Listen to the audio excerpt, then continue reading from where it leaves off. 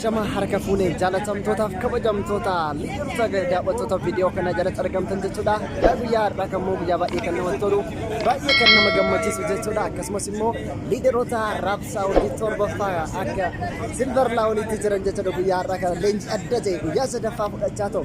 Akkasumas immoo sa'aatii kan immoo sa'aatii misaarra kan jiranidha jechuudha haala addaatiin. Egaa isinis immoo haala kanaan jechuudha. Daddaawwachuudhaan biyyoota garaagaraatti irraa dhufuun liideroota baay'ee ciccimoo ta'an jechuudha haala addaatiin. Guyyaa har'aa kana immoo leenjii adda ta'e fudhachuudhaan sa'aatii misaatarra nyaatarra kan jiranidha jechuudha. Waaw liideroota ciccimoo kan ta'an biyyoota arabaatii irraa akkasumas immoo biyyoota garaagaraatti irraa suuraa kaasuu garaagaraa dhufan jechuudha.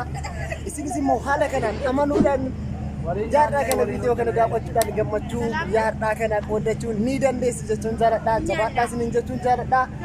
Hai nyaanni akkamii namatti tola miti?